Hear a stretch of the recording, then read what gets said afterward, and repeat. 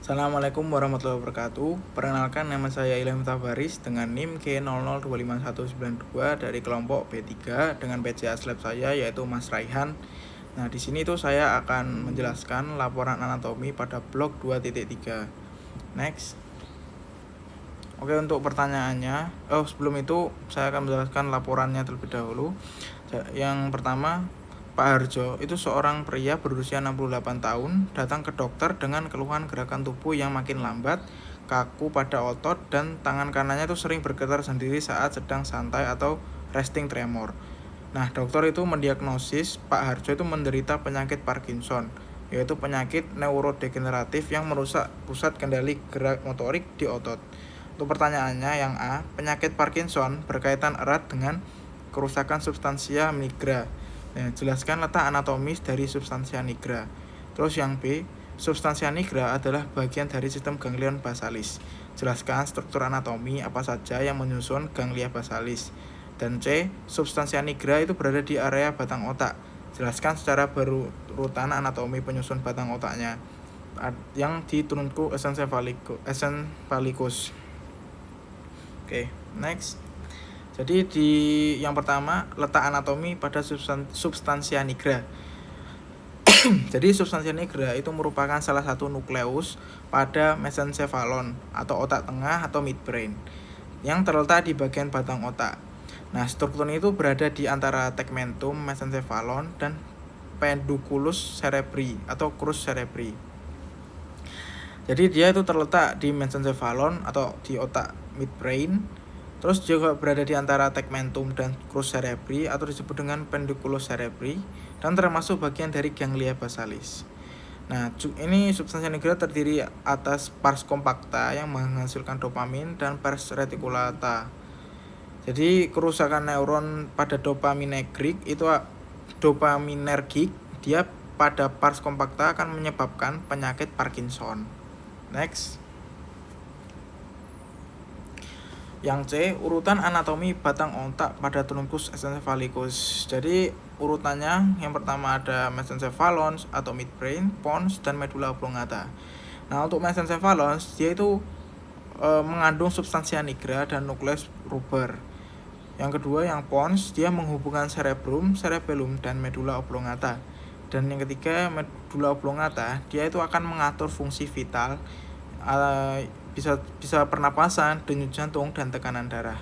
Jadi urutannya mesencephalon, pons, medulla oblongata, lalu akan yang terakhir menuju medulla spinalis. Nah, untuk pertanyaan lanjutan tadi ada mesencephalon. Jadi mesencephalon itu ada beberapa bagian. Yang pertama ada coliculus superior dan brasium superior. Jadi dia fungsinya yaitu sebagai pusat refleks penglihatan. Nah, coliculus superior ini dan brasium superior dia akan mengatur gerakan otomatis mata dan kepala saat merespon rangsangan visual yang mendadak. Terus yang kedua ada coliculus inferior dan brasium inferior. Jadi dia fungsinya sebagai pusat refleks pada pendengaran. Nah, coliculus inferior dan brasium inferior ini dia akan mengatur gerakan otomatis tubuh dan kepala saat merespon rangsangan suara yang mendadak. Terus yang ketiga ada corpus geniculatum lateral dan medial. Jadi stasiun transit informasi sensorik ini dia akan menuju ke otak besar. Ada dua bagian, ada corpus genitalium lateral, dia akan meneruskan informasi pada penglihatan, dan corpus genitalium medial, dia akan meneruskan informasi pada pendengaran. Terus yang keempat ada nervus trochlearis. Jadi nervus ini tuh dia berkarakteristik pada saraf kranial yang keluar dari bagian belakang batang otak. Nah, fungsinya untuk apa? Dia untuk mengatur pergerakan motorik bola mata ke arah bawah dan ke dalam. Next, yaitu pons. Jadi pons ini ada beberapa bagian, ada batang utama dan yang lainnya. Jadi untuk yang pertama pons atau batang utamanya, dia fungsinya itu sebagai jembatan penghubung bridge antara otak besar cerebrum, otak kecil cerebellum, dan medulla oblongata. Jadi dia pons ini merupakan struktur anatomi yang berbentuk tonjol yang bulat yang terletak ada di tengah-tengah batang otak. Terus yang kedua ada pedunculus cerebellaris medius atau middle cerebellar peduncle. Nah, fungsinya itu untuk jalur utama yang membawa informasi motorik dari korteks otak besar menuju otak kecil atau cerebellum. Nah, jadi nucleus ini dia berkas serat saraf terbesar yang menghubungkan sisi lateral pons langsung ke otak kecil. Nah, lalu ada nervus trigeminus. Nah, nervus ini tuh dia berada di saraf kranial terbesar yang keluar dari permukaan anterolateral pons. Nah, fungsinya untuk apa? Dia untuk mengatur sensasi sensorik pada wajah atau sentuhan atau nyeri, dan fungsinya motorik untuk mengunyah. Lalu yang keempat ada nervus facialis dan nervus vestibulocochlearis. Jadi untuk karakteristiknya saraf kranial yang keluar pada perbatasan antara pons dan medula oblongata atau sulcus pontobulbaris. Fungsinya ada masing-masing. Untuk fungsi nervus facialis, dia mengatur ekspresi motorik wajah dan indera pengecap. Sedangkan untuk fungsi nervus yang vestibulocochlearis, dia itu mengatur keseimbangan tubuh dan indera pada pendengaran. Next yaitu medula oblongata. Jadi di medula oblongata ada beberapa bagian juga. Untuk yang pertama, medula oblongata sebagai fungsinya pusat kendali otonom vital tubuh yang mengatur pernapasan, denyut jantung, dan tekanan darah. Terus yang kedua, ada inferior cerebellar peduncle. Jadi dia fungsinya itu untuk jalur serat saraf yang menghubungkan langsung medula oblongata ke otak kecil cerebellum untuk koordinasi pada gerakan tubuh.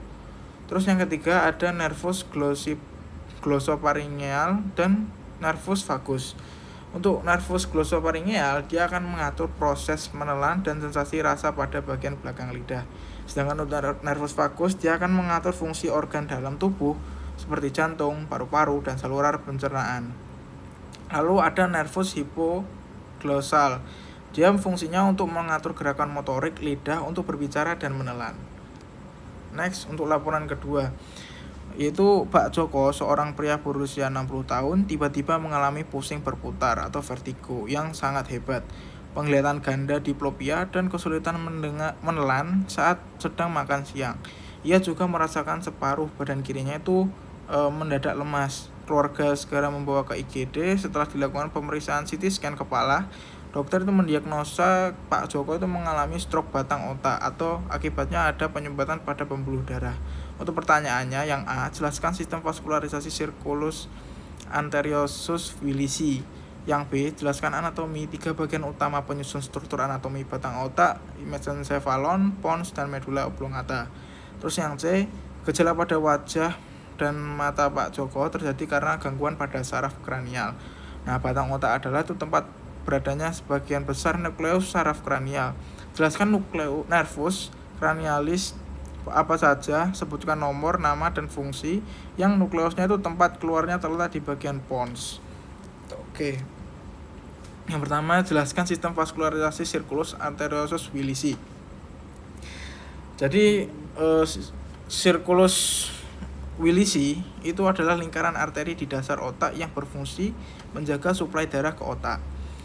Nah, circulus ini dia menghubungkan sistem arteri karotis interna dengan sistem vertebrobasilar. Nah, dia terusan atas. Yang pertama ada arteri cerebri anterior kanan dan kiri. Terus ada arteri communicans anterior, ada arteri karotis interna kanan dan kiri, ada arteri communicans posterior kanan dan kiri, dan arteri cerebri posterior kanan dan kiri. Terus yang ketiga, fungsi utamanya. Yang pertama ada menyediakan jalur kolateral bila terjadi sumbatan pembuluh darah. Yang kedua menjaga aliran darah ke jaring otak agar tetap adekuat. Dan yang terakhir melindungi otak dari iskemia akibat gangguan sirkulasi. Next, yaitu urutan anatomi batang otak truncus encephalicus. Jadi ini tuh sama kayak laporan pertama yang nomor 3. Jadi saya akan membacakan kembali. Untuk mesencephalon, dia mengandung substansia nigra dan nukleus ruber. Untuk pons, dia menghubungkan cerebellum dan medula oblongata. Dan medula oblongata, dia akan mengatur fungsi vital seperti pernapasan, denyut jantung, dan tekanan darah. Untuk urutannya ada mesencephalon, pons, medula oblongata, dan terakhir menuju medula spinalis. Next, itu pertanyaan pada nuclei nervus cranialis pons. Jadi pons itu merupakan lokasi penting bagi beberapa nervus cranialis yang berperan dalam fungsi sensorik dan motorik wajah. Nah, saraf-saraf tersebut itu meliputi yang pertama ada nervus trigeminus. Jadi nervus trigeminus ini dia berfungsi sebagai saraf sensorik utama pada wajah yang dia menerima rangsangan sentuhan, nyeri, suhu tubuh, suhu wajah maksudnya, rongga hidung serta rongga mulut.